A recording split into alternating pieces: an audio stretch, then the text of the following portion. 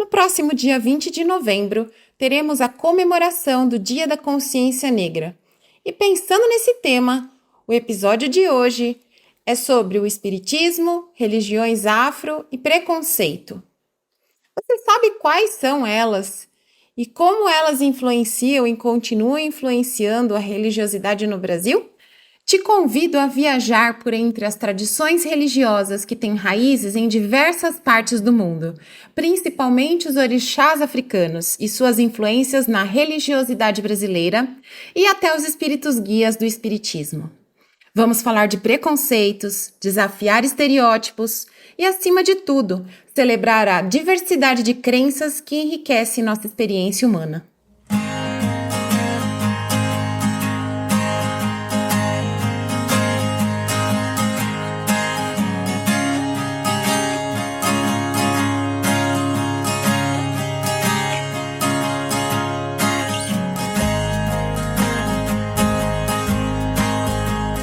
Bom dia, boa tarde, boa noite. Começa agora mais um episódio do podcast da Casa Assistencial Espírita Geraldo Ferreira. Eu sou Mariana Moura e hoje está aqui comigo Arquimedes Santos. E hoje vamos conversar sobre espiritismo, religiões afro e preconceito, com o convidado Eduardo de Almeida. Eduardo, seja muito bem-vindo, muito obrigado por estar aqui com a gente. Mariana, Arquimedes, olá, muito obrigado pelo convite. Olá a todos os nossos ouvintes, muito bom estar aqui com vocês. Muito bem, quem acompanha o nosso podcast sabe que toda vez que nós temos um novo convidado, a primeira pergunta é: Eduardo, como é que você veio parar aqui no Espiritismo? Olha, tinha 14 anos, vim acompanhando meus pais. Então eles estavam passando por um momento de dificuldade e uma prima do meu pai recomendou que eles viessem aqui à Casa Geraldo Ferreira e eu sempre fui muito curioso, acabei acompanhando e desde então estou aqui, passei pela mocidade espírita, mas é engraçado que desde muito novo tive contato indireto com a doutrina espírita e com a Casa Geraldo Ferreira. Minha avó era uma pessoa muito religiosa, de todas as religiões, ela frequentava aqui a Casa Geraldo Ferreira, mas eu não a acompanhava. Então, mas depois quando eu fiz 14 anos, aqui estou. E não parou mais? E não parei mais. Muito bem. Até sexta-feira à noite ele tá aqui, pra vocês terem uma noção. Sexta-feira à noite. E hoje é palestrante, faz várias Exatamente. Atividades aqui na casa. Sou palestrante, faço várias atividades aqui dentro da casa, sou bastante feliz aqui. Que bom, muito bom ouvir isso. Bom, vamos começar com esse assunto que é muito interessante. Quando o assunto é relacionado à crença em espíritos, é natural que num país como o Brasil, que é predominantemente católico ou protestante, exista preconceitos. Muitas religiões com práticas mediúnicas como o espiritismo, umbanda e candomblé são colocadas no mesmo pacote por quem pouco entende delas. Para começar, Eduardo, você poderia nos dizer o que diferencia essas religiões? Primeiro é importante a gente entender o que nos une. O espiritualismo é de fato o que nos une. O espiritualismo é a crença em algo maior. A crença na vida após a morte, a crença no espírito, a crença na existência de algo muito maior que a gente. Todas essas religiões são espiritualistas. Então, tanto o espiritismo, a umbanda, o candomblé, todas estão ligadas à espiritualidade em maior, menor grau. Então, eu tenho até uma frase, né? Todo espírita é espiritualista, mas nem todo espiritualista é espírita. E aí quando a gente entra na diferença, quando a gente fala da doutrina espírita, o principal é que a doutrina espírita ela é formada com base nas 5 obras básicas de Allan Kardec. Essa é a principal diferença. Para ser espírita, é obrigatório seguir as 5 obras básicas codificadas por Allan Kardec. Além disso, a doutrina espírita ela segue o cristianismo e há a prática do exercício da mediunidade. Isso é uma diferença muito importante. A mediunidade, segundo Emmanuel, é quando há a consciência do contato com o além, com o contato com os espíritos. Nas religiões de matriz africana, há muito mais a prática do mediunismo, em que não há tanto o raciocínio, o contato mais raciocinado com a mediunidade, com os espíritos. É muito mais algo feito de uma maneira instintiva, uma maneira muito mais, não solta, mas uma maneira não tão regrada e pautada na ciência como é a doutrina espírita. Há muitos, principalmente nas religiões de matriz africana, propriamente o nome diz, né, matriz africana, a influência dos ritos dos povos da África que vieram aqui para o Brasil através da escravização. Então, essas são as principais diferenças. Então, a codificação da doutrina espírita, a mediunidade, mas todas são unidas pelo espiritualismo. Como a gente está falando de várias religiões e de religiões afrodescendentes, Eduardo, explica pra gente, né, a diferença, por exemplo, entre a Umbanda, o Candomblé, ou o que diferencia eles?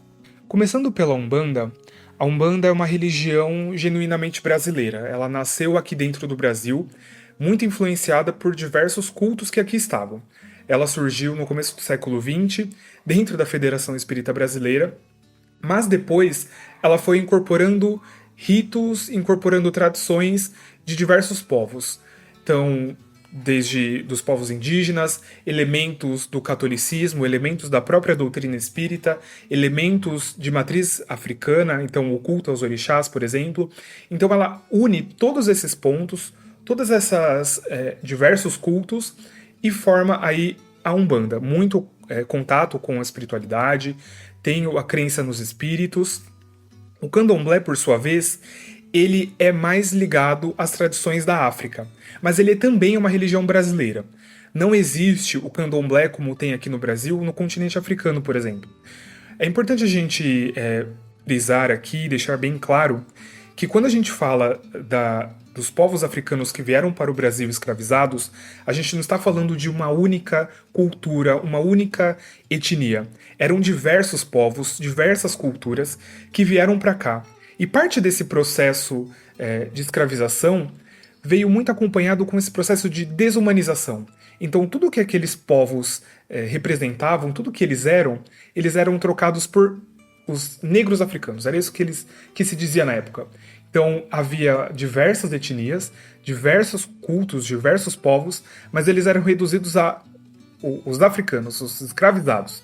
Isso é muito triste, isso apaga toda a história, toda a cultura de um povo. Mas quando eles vieram para cá, todos se reuniram aqui e foi se juntando um pouco do culto de cada um pouco ali de uma tradição, de um povo de determinado local, de outro, e aí surgiu o candomblé, com essa mistura mais própria ali do continente africano, mas surgiu aqui dentro do Brasil.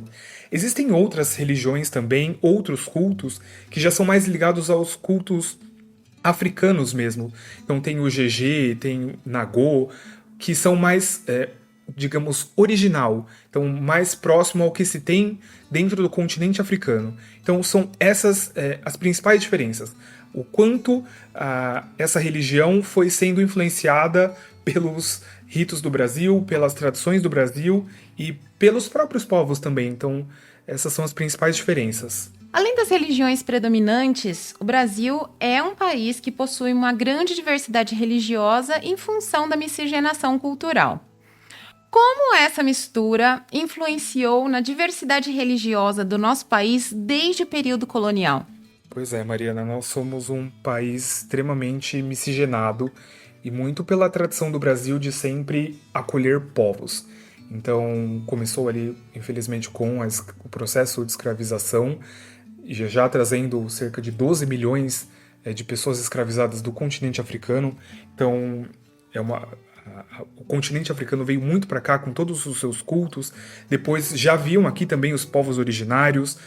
Depois os europeus vieram aqui com as grandes levas migratórias.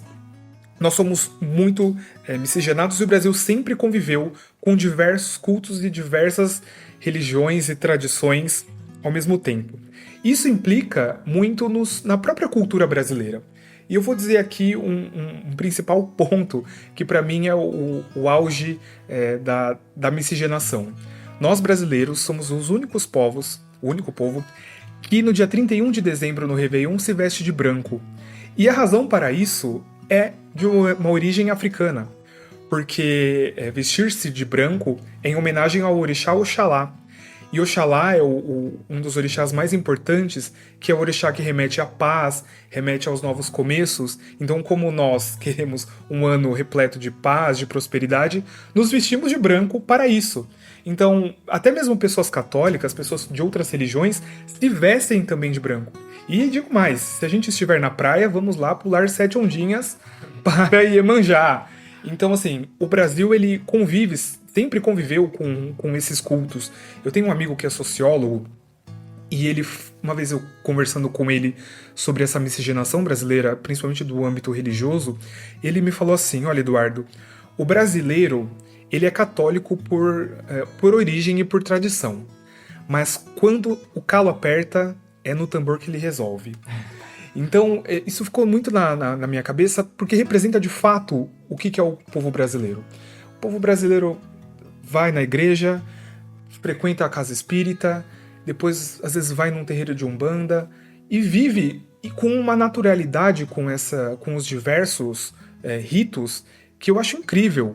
Eu acho que enriquece muito. E eu vejo até pela minha família. Eu disse da minha avó. Minha avó, ela foi criada na Umbanda, mas ela era muito católica e frequentava a casa espírita, no budismo, no Seichonoye, e ela era muito feliz, assim, convivendo com tudo. E isso passou, de certa maneira, para mim também, muito desse reflexo cultural. Então, o povo brasileiro, por origem, tem essa questão já muito miscigenada dos seus cultos. Então, eu acho isso muito incrível. E o Brasil, claro que a origem de tudo isso, claro que não é legal, né, pela escravização, mas o povo brasileiro acabou transformando tudo isso numa grande mistura nacional e parte da sua cultura. Então é parte da cultura brasileira conviver com todos os ritos, com toda essa riqueza cultural que aqui está. Com o diferente, né? Apesar da gente conviver com muita intolerância, com muito preconceito, é incrível como a gente consegue ser extremamente tolerante ao mesmo tempo. Perfeito, a gente consegue, porque a gente sempre conviveu, e é engraçado a gente fazer algumas reflexões. Ninguém é igual a ninguém, e aqui no Brasil a gente consegue olhar. Se a gente está numa sala, nós vamos ver pessoas completamente diferentes, não digo nem somente de fenótipos, mas de jeitos de se vestir, de jeitos de falar, de gírias. Isso que a gente está numa cidade. Então, se a gente for na cidade de São Paulo, por exemplo, que é muito mais gente, nós veremos escancaradamente tudo isso muito mais aflorado. Então, a gente acaba convivendo com esse diferente a todo momento. O diferente está sempre ali pra gente. Então, a gente perde muita oportunidade se nós nos fecharmos dentro de nós, né? Se nós não nos permitirmos a olhar o ponto de vista do outro. Então, estamos num país tão rico de culturas. Então, quem se fecha para dentro de si, perde uma oportunidade imensa de conhecer coisas incríveis. E no seu falar, você usou uma palavra que é o que representa tudo isso, que é se enriquecer. A gente enriquece, né? Tanto como pessoas, como a prática religiosa mesmo. A gente aprende com o outro, aprende nas diferenças. Isso é muito legal. É isso que ele tá falando, inclusive, essa semana, curiosamente, né, e coincidentemente, eu tava ouvindo o podcast do Átila, me foge sempre o nome. O Átila Yamarino, né, divulgador científico e tal. E ele tava falando sobre esse lance da língua, aqui, né, dos idiomas, né, e a mistura que é aqui dentro, né, como que a gente incorporou palavras africanas, né, camundongo, carimbo, é tudo coisa de origem africana que a gente trouxe, incorporou e nem sabe por que fala. Tipo, essa foi surpresa pra mim, fubá, né? A gente fala fubá. Não vou falar qual país da África, mas, né, em algum do meio deles lá, é fubá que eles falam e é farinha, sabe? Tipo, a gente falar fubá aqui, você já sabe que é farinha de milho, né? Então, assim, se você for ampliar essa discussão de miscigenação religiosa, cultural, o Brasil, né, é um caldeirão, uma salada de... aí entra, né, a gente, aqui, principalmente aqui no estado de São Paulo, né, cidades que a gente pega, tipo, sei lá, Guararema, Outros nomes, me ajuda a lembrar os nomes. Paranapiacaba, Pindamonhangaba. Tudo é de origem. Essa acho que já são dos originários, né? São palavras indígenas e tal. E a gente começou a ouvir esse negócio de os nomes, cara. Como que tem nome de cidade ligado a coisa indígena? E a gente usa. O Espiritismo trouxe provas e detalhou de forma objetiva sobre bases seguras das práticas espirituais através do intercâmbio mediúnico entre seres habitantes do mundo e de esferas diferentes. Sendo assim, podemos dizer que a doutrina espírita trouxe alento às almas e aos corações descrentes? Com toda certeza, a doutrina espírita é uma grande acalentadora dos nossos corações. E, de novo, eu gosto bastante de trazer os aspectos culturais, porque tudo se liga. Nós somos de uma cultura ocidental muito influenciada pelas tradições católicas, principalmente, porque fomos um país colonizado por Portugal, um país extremamente católico desde sempre. E a tradição católica é muito temente da morte.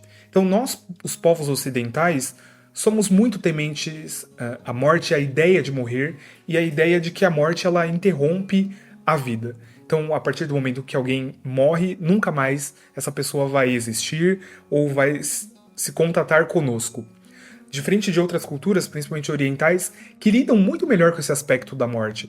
Lidam muito com respeito, já tinham desde sempre essa consciência de que a alma, o espírito, ele continua, mas os povos ocidentais não muito. Isso vem desde a Idade Média, que a igreja utilizou para controlar o povo, né? Então, olha, quando você morrer, se você não for assim, não for assado, não doar, você vai pro inferno e vai queimar lá no mármore do inferno. Isso gerava um medo nas pessoas. Então, elas, quando pensavam na morte, naturalmente já vinha o medo. Então, quando um familiar morria, a preocupação se esse familiar foi para o céu ou se foi para o inferno. Então, havia muito medo com isso. Então, o Brasil lida muito mal, de modo geral, com a morte. Lida muito mal com essa ideia de que as coisas continuam. A gente não está muito preparado, culturalmente, pensando no povo brasileiro, para a ideia da morte. E o Espiritismo, ele traz esse conforto para olhar para todo mundo e dizer, olha, continua. Aqui é somente uma etapa. A vida continua. Um dia você verá o seu ente querido. Quando você desencarnar, você poderá ver os seus entes queridos que aqui estão na Terra. Ela traz esse conforto. Isso é muito reconfortante a gente pensar que não acaba por aqui. Que as coisas elas continuam. Que a vida, na verdade, é lá. E que a diferença entre estar encarnado e estar desencarnado é simplesmente a matéria. Que o que a gente vai... a partir do momento que a gente perde a matéria, a gente continua a nossa essência. Então, com toda certeza, a doutrina espírita ela traz um grande conforto pra gente. Isso é muito positivo. Nós já falamos a respeito da intolerância, né, e dessa miscigenação que temos aqui no Brasil.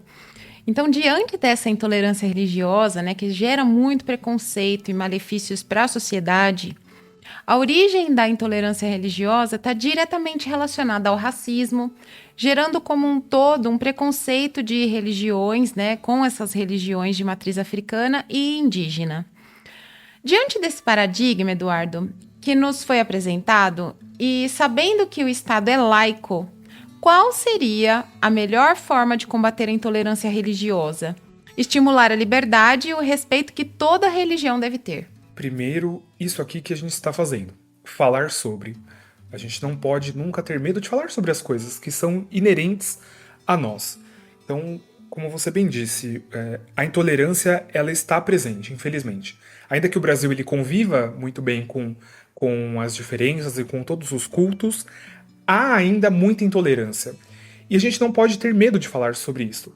E muito menos medo de reconhecer muitas vezes que a gente pode sim ser intolerante. Então, essas práticas, principalmente o que estamos fazendo aqui, de conversar, de debater, faz muito com que a gente saia com reflexões. Inclusive o nosso ouvinte poderá ouvir, despertar alguma ideia e ir atrás de mais conhecimento. Então, a ideia é sempre procurar mais conhecimento, nunca parar. Estar sempre à procura de novos conhecimentos, entender a origem, porque as coisas nunca são do jeito que porque elas são ali existentes. Há sempre uma causa raiz por trás que faz com que as coisas sejam do jeito que elas são. Então sempre procurar, olha, tal religião é de determinada maneira. Por que será? Será que há alguma explicação? Por que elas pensam assim, não pensam desse jeito? E é uma forma até de a gente provocar a nossa fé. Será que eu acredito mesmo no que eu acredito? Será que se eu procurar algum fundamento de uma outra religião, eu não vou colocar em xeque os meus próprios pensamentos? Tudo aquilo que eu acredito e sempre acreditei? Será que não há espaço para eu pensar de uma maneira diferente? Então, sempre procurar o conhecimento. Conhecimento é a chave de tudo, é a resposta para tudo. Então, com a intolerância religiosa, a gente tem que procurar conhecimento. E sempre quando a gente for muitas vezes apontado que somos seres humanos passíveis de erro, como uma pessoa intolerante religiosamente, ter a humildade de refletir. Falar, poxa, será que de fato eu fui intolerante? E não já atacar a pessoa de volta. Não, imagina, eu não sou nenhum intolerante. Sempre se procurar se refletir. Fazer ali a sua reforma íntima, seu jogo de consciência para entender de fato se está numa postura intolerante. Mas o conhecimento, para mim, é a chave de tudo. Sempre procurar mais e mais conhecimento. E isso tá muito ligado ao orgulho, né, Edu? Porque você aceitar que uma coisa nova, que derruba tudo aquilo que você construiu ao longo da tua vida, né? Aquele valor que você dá para determinado comportamento, determinada crença, você conseguir enxergar isso é um desafio, né?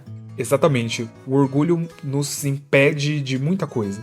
Então, a partir do momento que a gente ouve alguém, muitas vezes nos criticar, ou até mesmo a gente identificar algum ponto da nossa crença que talvez não faça mais sentido, dói às vezes, né? Lá no fundinho, pra gente admitir para nós mesmos. Então, o quanto a gente está preparado, né, dentro de nós mesmos, para nos libertarmos desse orgulho, para deixar ele ir. E como volta no começo que a gente falou, a gente pode se fechar a muita coisa legal, deixar de se enriquecer por conta desse orgulho. A gente pode perder oportunidades de conhecer pessoas, histórias que vão nos agregar muito na nossa vida por conta do orgulho. Muitas vezes por não querer enfrentar as nossas crenças limitantes e ficar ali na nossa zona de conforto, assim, na síndrome de Gabriela, né? Nasci assim, cresci assim, vou morrer assim, sempre pensei assim. Então a gente tende a perder muito por conta do orgulho. E me faz lembrar também, na escola de aprendiz do evangelho, no começo, né?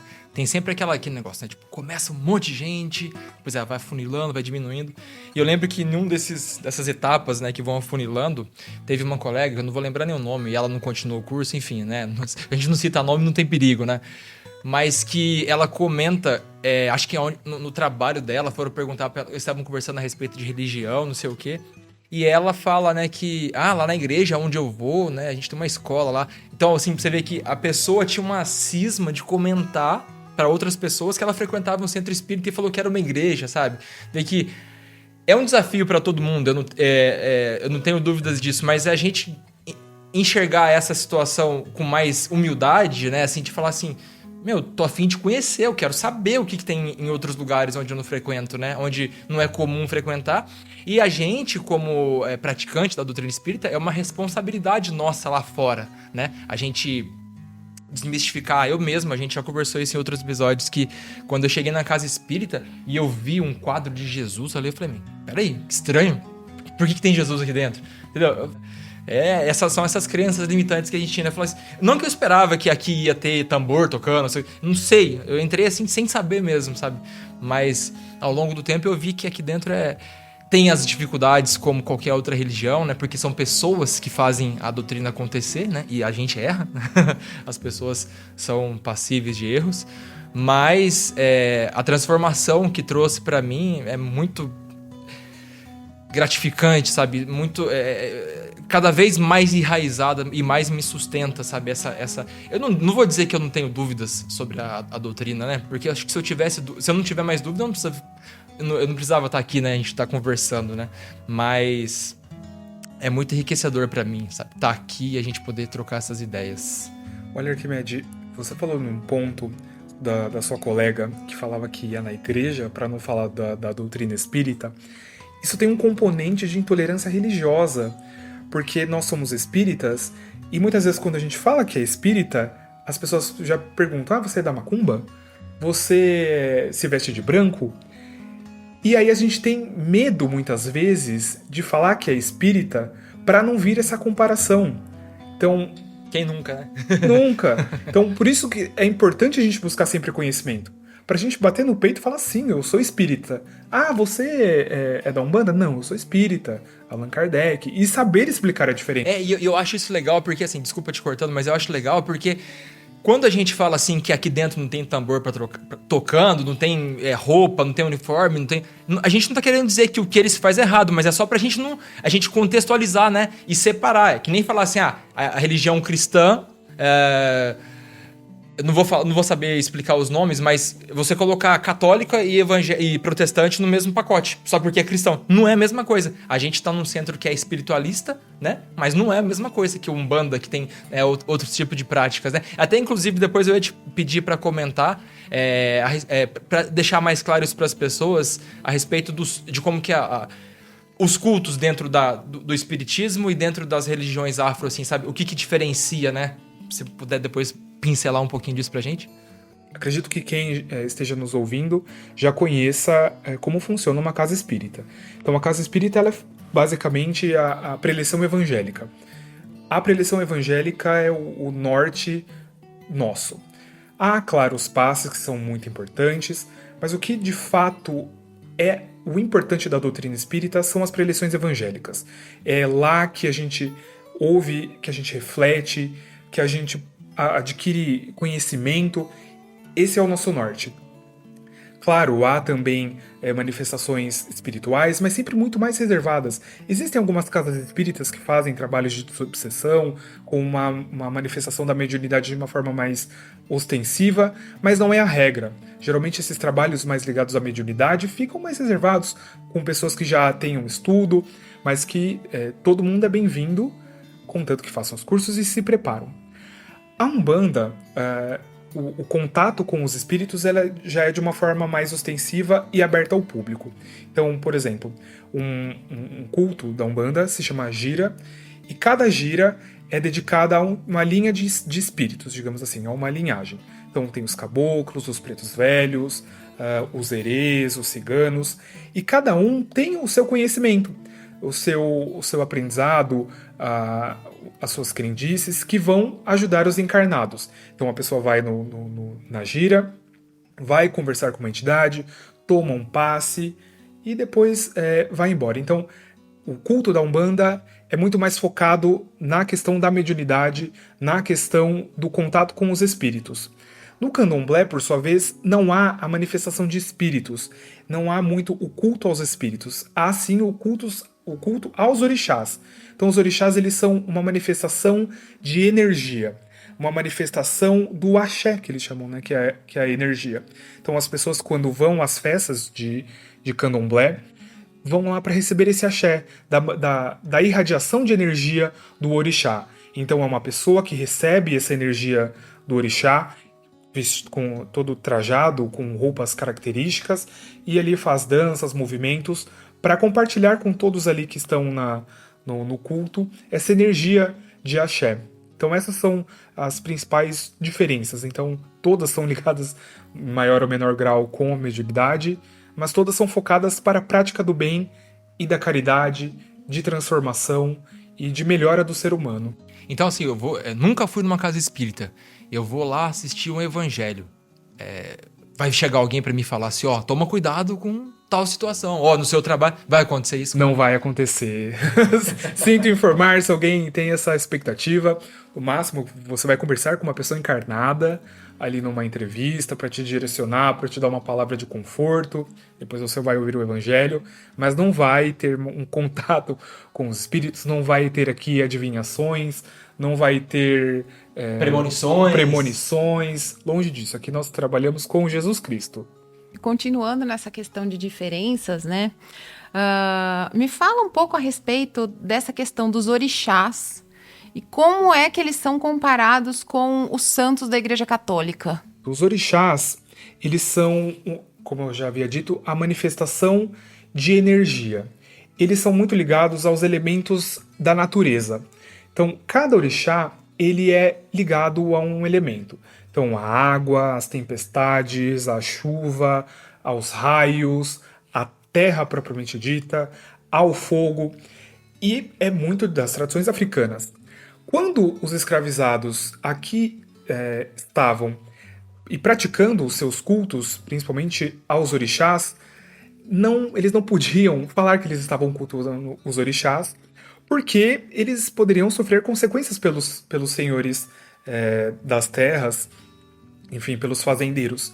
Então, para poder se diferenciar, poder cultuar os seus orixás e não sofrer retaliações, houve esse sincretismo. Então, por exemplo, Ogum, que é um dos orixás, o orixá guerreiro, ele é ligado a São Jorge. Oxóssi, que é o orixá das matas, é ligado a São Sebastião. Yansan, ou Oyá, que é a orixá dos raios, das tempestades, é ligado a Santa Bárbara, que é a Santa Guerreira. Então, foram vendo essas correspondências e dizendo, não estou cultuando Ogum, estou cultuando São Jorge. E é engraçado que isso sempre perdurou, e no Código Penal de 1830 havia a proibição expressa de cultos que não eram da religião oficial do Estado, que era o cristianismo, especificamente a Igreja Católica.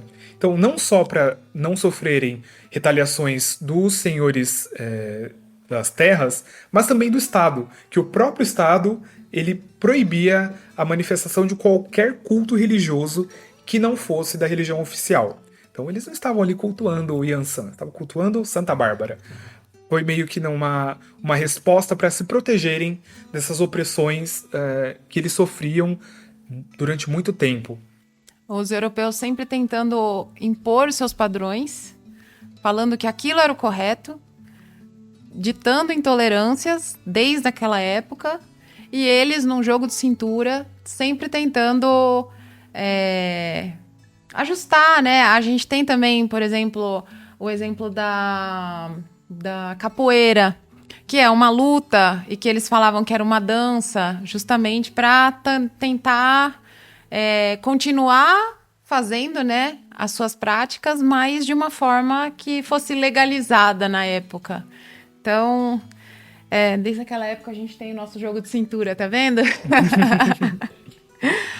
Aqui na casa, muitas vezes, ouvimos nos trabalhos sobre a presença de pretos velhos, de índios, seres que trazem as energias das matas para os trabalhos de cura. Como essas evidências podem dizer que, com o passar do tempo, todos os elementos das religiões afrodescendentes foram sendo incorporados às diversas religiões? Eu não digo assim, Mariana, que eles foram sendo incorporados. Falando aqui especificamente da doutrina espírita, eu acho que nós fomos aprendendo a respeitar esses espíritos e respeitar as crenças. Então, a gente pode perceber pela própria fundação da Umbanda. Então, lá no começo do século XX, o Zélio Fernandino de Moraes, que é o fundador da Umbanda, ele, num trabalho dentro da Federação Espírita, ele traz a comunicação de um caboclo. E ele foi extremamente repreendido por aquilo. Por ser um espírito considerado de baixa vibração, um espírito chucro, um espírito que não tinha instrução. E o espírito se transformou ali, se mutou e passou a se comunicar como se fosse um padre. E aí eles falaram, opa, agora sim a gente pode fazer uma comunicação perfeita.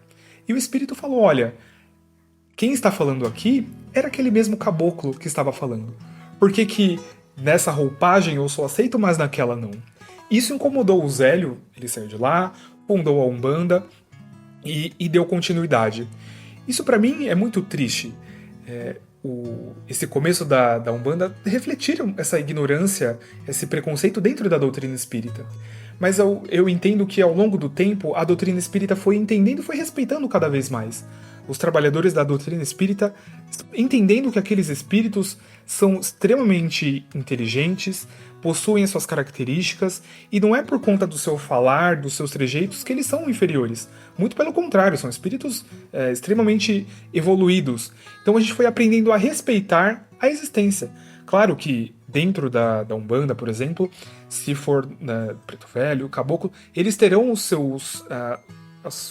os seus trejeitos, terão ali determinados cultos que não fazem sentido para a doutrina espírita. E tá tudo bem. Então, quando eles se manifestam aqui, em trabalhos de cura principalmente, eles vão trabalhar e muito, são espíritos que sempre estão presentes, trabalhando aqui de acordo com as regras da doutrina espírita. Então, fomos perdendo esse preconceito ao longo do tempo. São espíritos muito bem-vindos, que sempre fazem trabalhos incríveis. Existem, inclusive, casas espíritas que têm como patrono, como espírito guardião, alguns caboclos. Lembrei aqui de Brogotá, de uma casa espírita que eu frequentava. Então, isso já foi fazendo parte. Então, não entendo que seja a incorporação, mas a gente foi aprendendo a respeitar a roupagem que o espírito quer se manifestar, a roupagem que o espírito quer dar para nós, com os seus conhecimentos, com todas as suas práticas e com todo o amor que eles têm para dar. Porque, como você falou, o espírito já pode ter evoluído demais, mas faz sentido ele se apresentar daquela forma. E pode ser que daquela forma humilde ele nos apresente conhecimentos maravilhosos. E nós devemos ter a humildade de falar, nossa, tô conseguindo absorver bastante coisa com uma pessoa que eu talvez ignoraria, né? Então é pra gente a lição, né? Exatamente, é muito pra gente. E caímos de novo no orgulho. No orgulho, exatamente. No orgulho. Sempre o orgulho. Sempre. Em trabalho de vibração, a gente tem, né, os frequentadores, né, os que estão ali em trabalho de vibração, né, a manifestação de franciscanos, né, percebem muitas vezes. Então você vê que escolhe, como que a gente é voltado a aceitar mais o que vem do europeu, né, o que é trazido pela a nossa raiz católica, né? Raramente você encontra um espírita que não cresceu na igreja católica, né? Acontece, mas é raro. Então a gente vê isso, né, que existe uma aceitação maior, né? Exatamente, há essa aceitação porque os europeus influenciaram muito essa questão de considerar inferior tudo aquilo que não era do padrão europeu. Então, no final do século XIX, na metade do século XIX, na segunda metade, começaram algumas teorias científicas de considerar, para justificar a expansão do continente europeu. Então, ali a gente estava no neocolonialismo, então a Europa estava invadindo o continente africano, dividindo ali para furtar todas as suas riquezas, e para justificar tudo isso, eles diziam que eles estavam indo levar a civilidade, a civilização para esses povos. Então, tudo que não era europeu, o padrão clássico que a gente pensa do europeu, branco, ali francês e inglês principalmente, não era digno de humanidade. Era preciso levar a civilidade para esse povo. E volta de novo aquilo que a gente falou, de haver diversas etnias. Então, eles consideravam assim, os povos africanos. Calma lá, existem muitas etnias diferentes, existem muitas particularidades diferentes, ritos, linguagens, e a gente não pode reduzir todos a simplesmente a povos africanos. Não, é uma infinidade de cultura, uma cultura muito rica, que eles reduziam a esses povos africanos que estavam precisando de civilização, estavam precisando de mais conhecimento. Então, acredito que essa tendência brasileira, dentro do espiritismo principalmente, de dar mais preferência a essas manifestações de franciscanos, de padres, remete a esse racismo científico que os europeus promoveram durante muito tempo. Eduardo, durante a nossa conversa, você trouxe que os orixás, por exemplo, são relacionados a elementos da natureza. Você acha que nós perdemos essa essência, essa ligação com a natureza? E por que é importante nós termos essa ligação da natureza falando da espiritualidade, espiritualmente falando? Acredito que nós não perdemos porque nunca tivemos, principalmente dentro da doutrina espírita. A doutrina espírita, quando surgiu, não havia muito essa questão da natureza, de ligar a energia da natureza. A natureza sempre foi muito bem vista, inclusive isso é uma coisa que eu gosto muito da doutrina espírita e da codificação, como um respeito muito grande pela natureza e pelos recursos que a natureza nos dá. Então a terra nos dá alimento, nos proporciona tudo aquilo que a gente precisa, mas não houve nunca essa ligação. Então, atrelar os nossos cultos à natureza.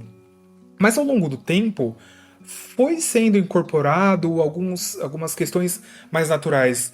No livro Conduta Espírita, editado por André Luiz, ele fala que a natureza pode nos ajudar a curar, nos dar como se fossem remédios, e principalmente a força da natureza, ligado mais ao magnetismo. Então a natureza, se a gente se conectar, é diferente a energia dela. E por que não a gente não incorporar dentro? Não precisa nem ser institucionalmente dentro da casa espírita, mas às vezes dentro das nossas preces, eventualmente queremos fazer alguma prece, nos ligar à espiritualidade, a gente ir num mato, no mar, que são lugares com uma energia vibratória muito forte, muito importante, aquela energia terrena que é muito gostosa. Então, acho que institucionalmente dentro da doutrina espírita nós não temos, porque dentro da codificação não trouxe esses elementos. Mas nós, dentro da nossa individualidade, não há óbice de nos ligarmos a esses elementos da natureza que são tão importantes. É como a doutrina espírita não ignora. Não ignora, não, ela é pautada pela ciência também. E a ciência hoje em dia traz isso pra gente, né? Que essa nossa ligação com a natureza, a gente andar descalço no chão de terra, a gente tomar um banho de mar, ir pra uma mata, né? Respirar verde, eu acho que é disso daí que você tá falando, né? Perfeito. A ciência pauta tudo aquilo que a gente acredita enquanto espíritas. Então, se hoje a ciência traz esse conhecimento de que a natureza é importante para nós energeticamente, para o bem-estar do nosso corpo, devemos sim aproveitar tudo que ela nos tem para dar. Nós falamos muito de preconceito nesse episódio do podcast e vamos falar mais um pouquinho, mas agora voltado para o espiritismo em si, tá? Nós sabemos que nas suas primeiras publicações, né, doutrinárias na época de Kardec, houve muito preconceito. E o que você poderia comentar sobre isso? Do que aconteceu naquela época? O ser humano, ele tende muito a não gostar daquilo que é diferente, daquilo que é novo. Tudo aquilo que é novo e ameaça, coloca em xeque todas as nossas crenças, a gente tem a tendência a rejeitar. Mais uma vez, o orgulho aqui entrando na nossa discussão. Então, quando a doutrina espírita ela surgiu, a Igreja Católica, o catolicismo, era muito forte e ditava muito as regras na França, principalmente. Todos os lugares ocidentais, mas não seria diferente ali na França. Então, quando o espiritismo surgiu, ele representava essa ameaça às ideias da Igreja de controlar as pessoas. Então, a Igreja queria ter ali sempre seus súditos, as pessoas no seu controle. E quando o espiritismo traz essa ideia de que somos espíritos livres, espíritos que vamos encarnar e que se a gente desencarnar, a vida vai continuar, que não há punição divina, o que há, de fato, é a nossa consciência que nos pune, isso ameaçou com certeza a hegemonia da igreja naquele momento. Então, ela atuou pesadamente contra o espiritismo. Tem um episódio que é marcante nesse período, que é o Auto de Fé de Barcelona. Kardec, ele tinha um amigo exilado em Barcelona, que era um editor, tinha uma livraria, e Kardec enviou para ele cerca de 300 obras da doutrina, Livro dos Espíritos, Livro dos Médiuns, para que ele pudesse vender e divulgar a doutrina. Mas quando os livros chegaram ali a Barcelona, eles foram confiscados e foram queimados em praça pública. E aí Kardec perguntaram para ele o que ele achou disso, e ele falou, olha, não se queimam os livros, mas não se queimam as ideias. E isso foi um benefício para o espiritismo, porque quando as coisas são proibidas, o ser humano quer saber o que está ali por trás. Por que foi proibido? O que fizeram para queimar esses 300 livros ali em praça pública? Isso fez com que a doutrina espírita se popularizasse e fosse cada vez mais adiante, advinda dessa proibição dessa queima desses livros, que é um ato simbólico terrível, né? Você queimar coisas significa destruição, o fogo traz essa destruição, mas se a gente enxergar para o outro lado, o mesmo fogo que queima é o fogo que faz renascer. Então, uma mata, quando pega fogo, depois que chove, ela está totalmente renovada. Então a gente pode interpretar assim muito desse auto de fé, dessa perseguição que o espiritismo sofreu. Queimou-se, mas trouxe cada vez mais expansão e fez com que ele ficasse cada vez maior e mais forte.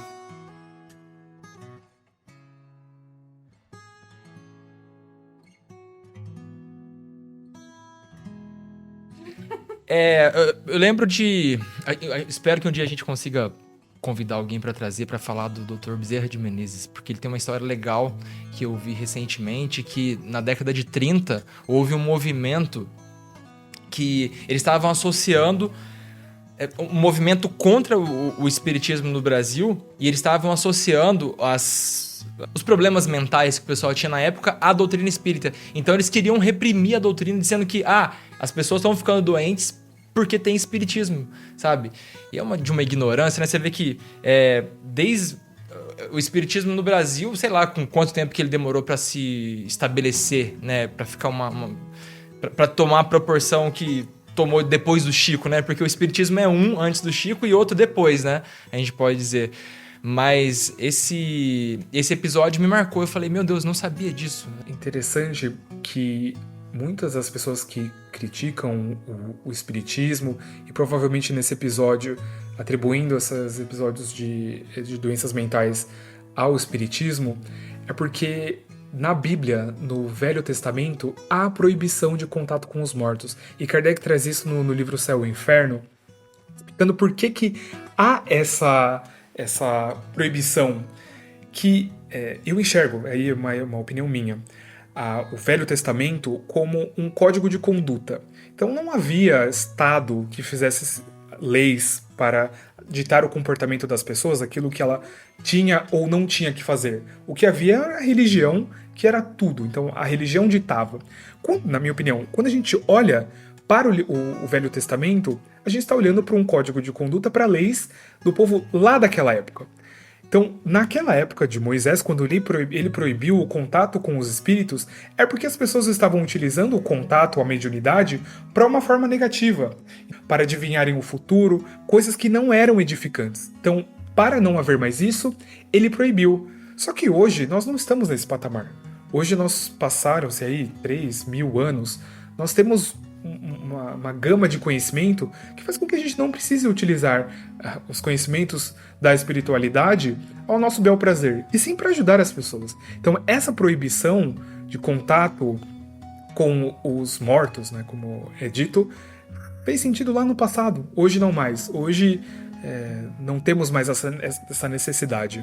Hoje é como um auxílio, né? Os trabalhos são para auxiliar os irmãos desencarnados, é uma orientação assim no sentido doutrinário, né, com um fim edificante, né, como você disse. Desde a época de Jesus a gente já tinha isso, né? A gente vê na Bíblia, né, as pessoas que tinham problemas mentais, que Jesus conseguiu fazer a pessoa ser restabelecida novamente, e desde então isso sempre ocorreu. Então, não, com o espiritismo ou não, mudou muita coisa, né?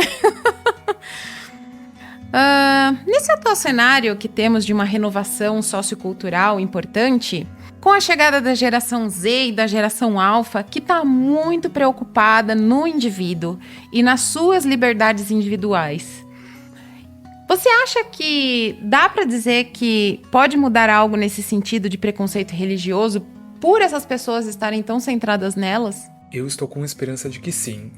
A geração Z, a geração Alfa, são gerações muito mais informatizadas e muito mais com acesso à informação e ao conhecimento. Então é uma geração que está muito mais preocupada no bem-estar delas, inclusive. Então esses choques geracionais são interessantes. Enquanto gerações antigas aceitavam determinadas coisas que eram impostas, a geração Z e a tendência da Alfa é que elas sejam cada vez menos tolerantes a essas imposições e de preconceitos, inclusive. Como elas têm acesso à internet, à diversidade, à cultura na palma da mão através do celular, elas conseguem lidar com o diferente de uma forma muito mais rápida do que outras gerações. Então, eu acredito que ao longo do tempo, esse preconceito religioso vai sendo cada vez mais deixado de lado, porque essa pauta de diversidade, de respeito, de amor, está sendo muito mais presente dentro dessas gerações. Está sendo muito mais pautas relevantes para eles. Então, isso dentro de empresas, inclusive, essas gerações estão trazendo diferenças culturais dentro de empresas, por exemplo. Então, você empresas estão mudando, por que não a sociedade, a cultura e o jeito com que a gente lida com as religiões também não possa mudar? Então eu estou bastante esperançoso de que eles vão trazer uma mudança de paradigma nessa questão religiosa. Essa mudança de paradigma, você imagina que essas pessoas, por serem mais seguras de si mesmas, não se deixam influenciar tanto por esses preconceitos, pelas religiões, elas têm opiniões próprias e elas fazem as próprias leis? O que você imagina disso? Eu entendo que elas têm mais conhecimento, facilidade de acesso ao conhecimento. Então, como elas estão com o celular muito mais próximo, elas cresceram com o celular, com a internet, com a televisão, essa questão de estar em contato com o diferente é muito mais fácil. É muito mais fácil procurar conhecimento. E não ficar parado dentro de si, ficar parado preso a velhas concepções que haviam dentro das gerações anteriores, por exemplo. Então, uma geração que está em contato, tem amigos virtuais de outros países, de outros lugares.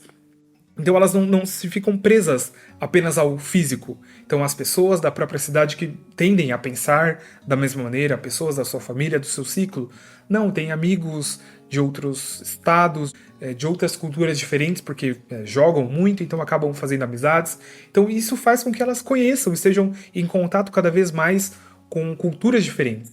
E a partir do momento em que a gente está imerso em culturas diferentes, com aquilo que não está dentro da nossa realidade. Então eu acredito que seja por conta disso, por elas circularem mais, por terem mais acesso ao conhecimento e saber procurar o conhecimento. Porque isso é importante, né? A gente tem muito conhecimento hoje da internet, mas muitas vezes a gente não sabe procurar o conhecimento. A gente não se questiona para saber onde será que está esse conhecimento. E essa geração tem uma facilidade imensa. A própria questão da sexualidade, né? Eles têm zero preconceito. Zero, não vamos falar que não dá pra generalizar, né? Mas aquele negócio, sei lá, tal menina tá beijando tal menina, tal menino. Aí você ouve assim, e daí? Ele gosta, ela gosta, tá bem, tá feliz, tá amando, né? Você tinha que estar feliz. A gente ouve muito isso da molecada de hoje em dia, né? Exato. Uma vez eu vi um post de uma mãe que perguntou pro filho: filho, o que você acha de 2 homens ou de 2 mulheres casando? Aí a criança respondeu: vai ter docinho? É o que importa. É o que importa.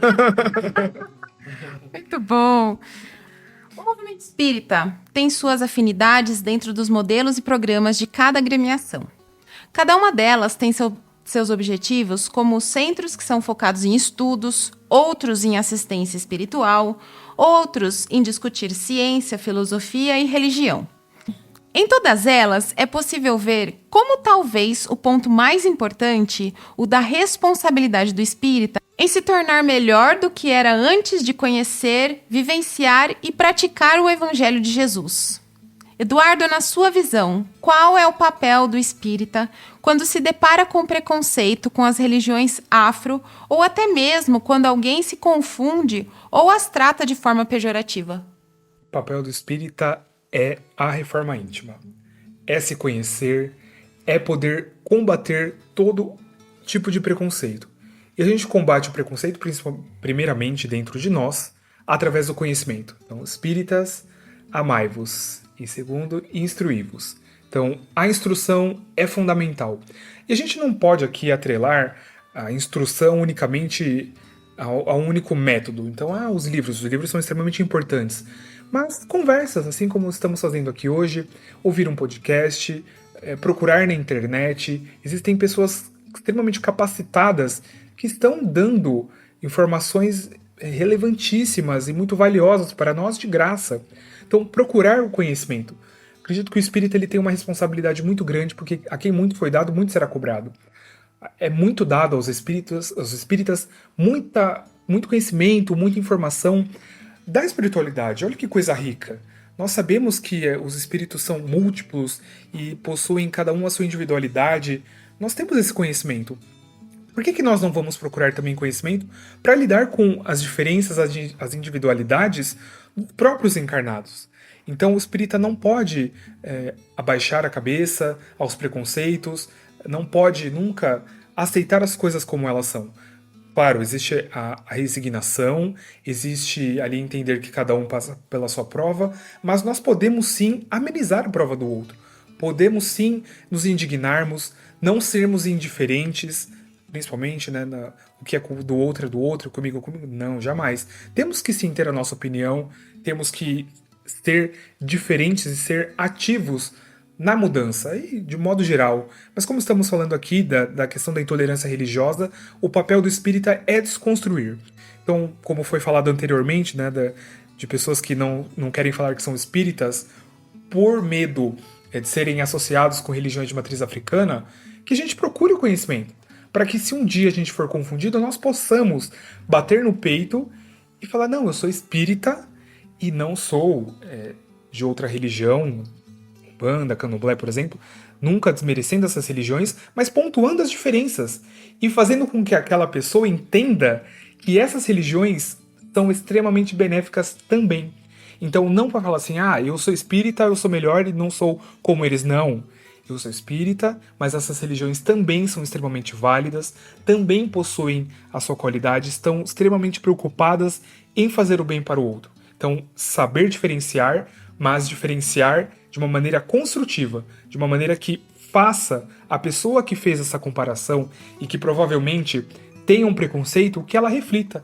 Fala, olha, ele foi comparado e ele me pontuou. Então, que a gente não se esconda, que a gente não tenha medo de falar da nossa própria religião. Olha que coisa onde que a intolerância religiosa vai. Nós temos muitas vezes vergonha de falar da nossa própria religião, de nós, de quem nós somos, daquilo que nós acreditamos. E aí fica o questionamento. Será que a minha fé está fraca? Será que aquilo que eu estou acreditando está fraco? Se eu tenho vergonha e medo de dizer o que eu sou para o outro, com medo do que o outro vai falar? Então o conhecimento, de novo, volta aqui. E a quebra do orgulho, principalmente. Todo o conhecimento precisa ser cada vez mais intensificado. E o conhecimento não é nada sem a prática. E que a gente tenha todo esse conhecimento, que a gente adquira mais informação e coloque em prática tudo isso.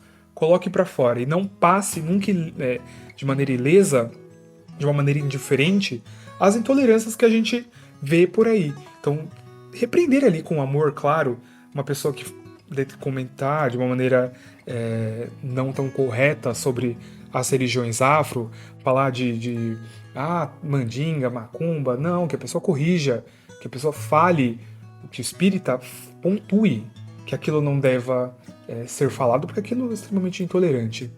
E se a gente for ver bem, hoje a gente não tem 1/10 do que era uma perseguição anteriormente a um espírita. E é o mínimo que a gente pode fazer é falar, eu sou espírita, não é dessa forma como você está imaginando, é desta forma, como você falou, buscando conhecimento. E nós falamos hoje aqui sobre as religiões afrodescendentes, mas nós temos também outras religiões, como o budismo, que você falou, as próprias religiões baseadas na Índia, que muitas vezes eles vão falar a mesma coisa que a gente já fala aqui, de uma outra forma, e pode ser que nos dê uma interpretação maravilhosa, né? Então é sempre isso, sempre agregar, nunca a gente querer ter essa segregação, né? Exatamente. Sempre agregar, sempre se enriquecer.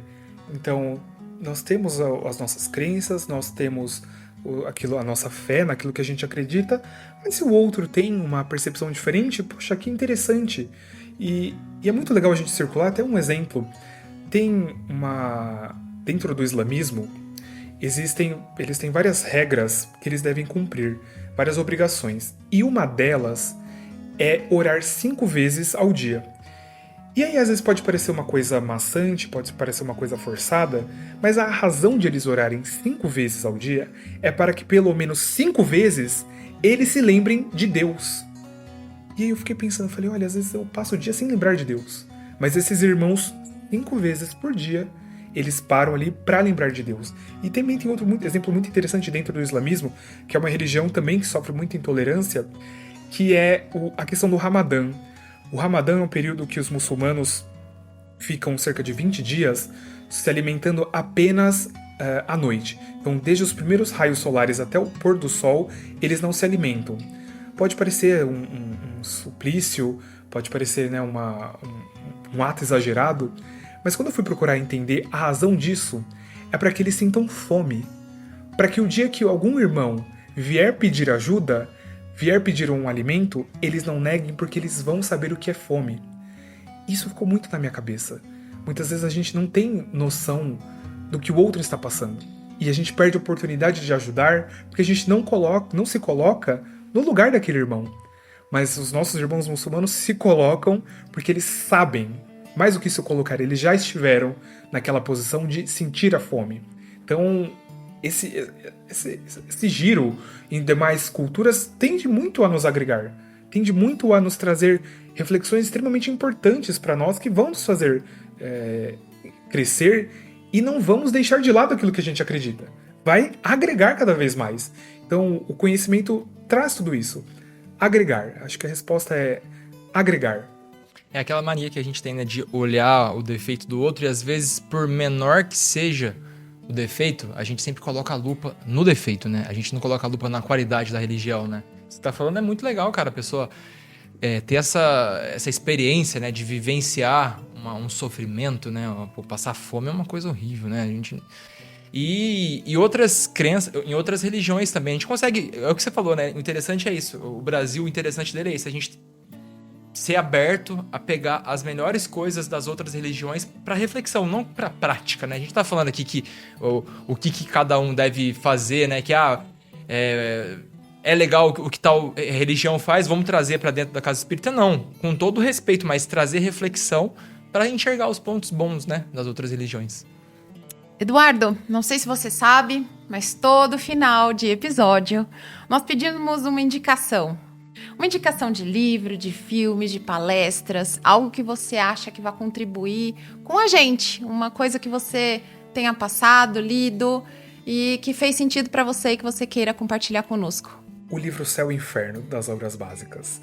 O livro Céu e Inferno, para mim, é uma grande viagem, digamos assim. Então, toda essa explicação do que é o céu, do que é a terra, por que se proíbe o contato dos mortos, e mais de ler, né, os relatos dos espíritos nas suas mais diversas condições, então, espíritos sofredores, espíritos felizes, nos dá ânimo, nos dá gás para a gente continuar.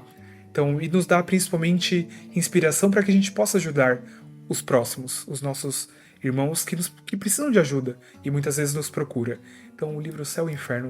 Para quem nunca leu, nunca ouviu, ele também é um livro de perguntas e respostas, assim como outras obras básicas, não? Não. Ele é um livro de relatos, mais focado em relatos, ali textos do próprio Kardec. Então, é um livro um pouco mais corrido, não é tanto de perguntas e respostas. Eduardo, foi maravilhoso nossa interação aqui hoje. Então, a gente tem muito que te agradecer por toda a contribuição que você nos trouxe. Esse tema foi muito bom, foi muito legal a gente ter contato. E a gente te agradece imensamente. Eu que agradeço o convite. Para mim é uma honra sempre poder contribuir para o conhecimento, para o desenvolvimento. Então, me coloco à disposição de vocês. Agradeço imensamente o convite e... conto com mais um convite por aí. Com certeza, com certeza será chamado, porque a gente sempre precisa de gente aqui. Com certeza. E eu agradeço principalmente ao nosso ouvinte. Espero que possam ter reflexões e possam espalhar as reflexões positivas. Que esse é o nosso trabalho, assim, né, na Casa Espírita, né? É a gente expandir aquilo que a gente conhece aqui dentro, né? Fazer chegar no máximo de pessoas lá fora, né? Sempre com a responsabilidade, né? De tentar seguir o máximo dos conhecimentos que a gente adquire aqui, né? E principalmente do Evangelho, né? Que a gente, com certeza, aqui nesse bate-papo, a gente falou sobre orgulho, a gente falou sobre humildade, né? Que é tudo... são todos parte do nosso guia, né? Do que é Jesus Cristo. Mais um podcast se encerrando. Então faço o convite, nos sigam nas redes sociais. E para nos encontrar, digite podcast da CAE Geraldo Ferreira no Google, que aparecerá nosso Instagram. E na bio dele vocês encontram todas as nossas redes e streamings de áudio.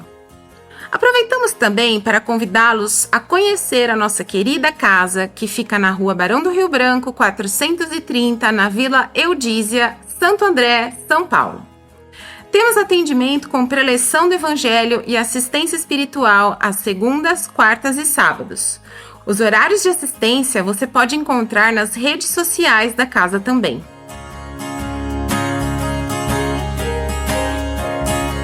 Com a apresentação de Mariana Moura, pesquisa e roteiro de Mariana Moura e Camila Pauletti, edição de Arquimedes Santos.